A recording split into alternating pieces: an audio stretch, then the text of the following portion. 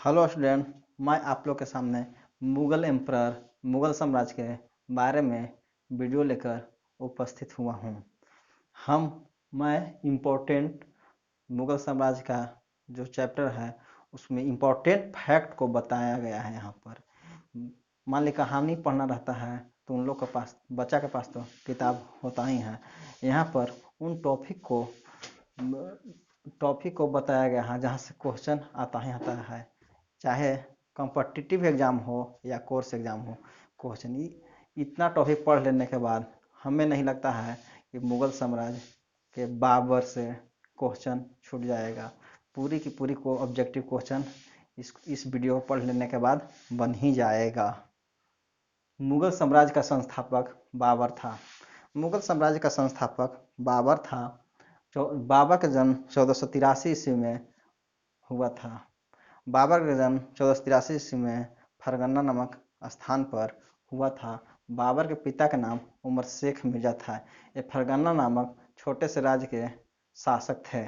बाबर फरगना की गद्दी पर 1494 ईस्वी में बैठा था। बाबर ने भारत पर 5 बार आक्रमण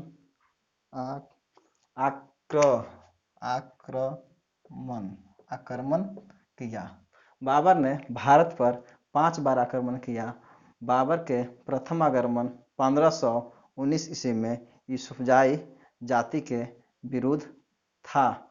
इस अभियान में बाबर ने बाजार और भेरा पर अधिकार कर लिया था। बाबर ने भारत पर 5 बार आक्रमण किया। प्रथम आक्रमण 1519 ईस्वी में यूसुफजाई जाति के विरुद्ध था।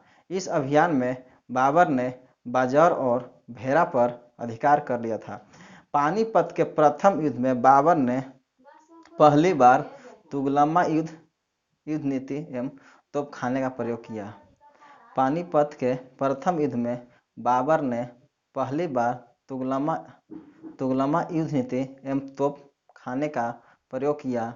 उस्ताद अली और मुस्तफा बाबर के 2 प्रसिद्ध निशानेबाज थे। इन निशानेबाज की सहायता से पानीपत के प्रथम युद्ध में बाबर ने जीत दर्ज की थी। बाबर द्वारा लड़े गए प्रमुख युद्ध। इस युद्ध को मैं ट्रिक से बताने जा रहा हूँ। एक युद्ध याद रखने के बाद पूरा युद्ध किसी भी सन आपको याद रह जाएगा। जैसे पानीपत का प्रथम युद्ध। देखिए ट्रिक, पान खा चल घर। आगे आदमी, कोई व्यक्ति दुकान पर जाता है तो पान को खा लेता है, फिर चलता है तो घर पहुंचता है। पहले दुकान पर जाता है तो पान खाता है, इसके बाद चल कर घर आता है। पानीपत का प्रथम युद्ध 1526 ईस्वी में। पानीपत का प्रथम युद्ध 21 अप्रैल 1526। पान खा से हो गया खानवा का युद्ध। खानवा का युद्ध 17 मार्च 1527। पान खा चल से चंदेरी की युद्ध। चंदेरी की युद्ध 29 जनवरी 1528 को। पान खा चल। अब घर से घाघरा का युद्ध। घाघरा का युद्ध 6 मई 1529 को हुआ। इस तरह से पान खा चल घर। पानीपत के 1526 में, खानवा के 1527 में, चंदेरी चल घर 1528 में, घाघरा के युद्ध 1529 में। पानीपत का प्रथम युद्ध में इब्राहिम लोदी और बाबर के बीच हुआ, जिसमें बाबर विजयी हुआ। खानवा के युद्ध 17 मार्च 1527 को हुआ, राणा सांगा और बाबर के बीच, जिसमें बाबर विजयी हुआ। चंदेरी का युद्ध 29 जनवरी 1528 को मेदिनी राय एवं बाबर के बीच हुआ, जिसमें बाबर विजयी हुआ। घाघरा का युद्ध 6 मई 1529 को हुआ, अफगानों एवं बाबर के बीच, जिसमें बाबर विजयी हुआ। यानी कहा जाता है कि इन चारों युद्ध में एक स्पष्ट याद कर लीजिए कि बाबर ही चारों युद्ध में विजयी हुआ था। बार बार विजयी पक्ष को याद करने की जरूरत नहीं है। यहाँ पर चारों युद्ध में बाबर ही विजयी हुआ था। इब्राहिम लोदी मध्यकाल का प्रथम शासक था जो युद्ध स्थल में मारा गया। इनका दोस्त विक्रमजीत भी युद्ध स्थल में मारा गया। बाबर अपनी उदारता के लिए कलंदर की उपाधि धारण की। बाबर अपनी उदारता के लिए कलंदर की उपाधि धारण की।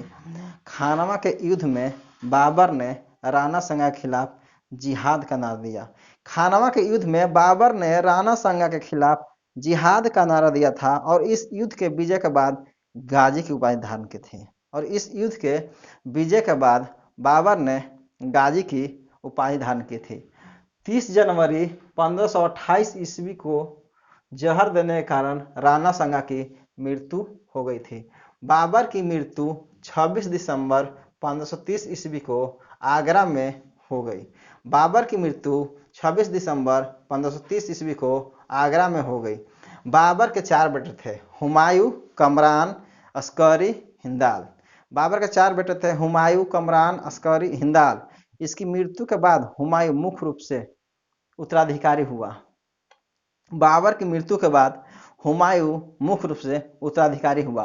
प्रारंभ में बाबर के शव को आगरा के आराम बाग में दफनाया गया। प्रारंभ में बाबर के शव को आगरा के आराम बाग में दफनाया गया, तो इससे भी बाबर को आराम नहीं मिला है, तो उसके बाद उसकी इच्छा अनुसार काबुल में दफनाया गया।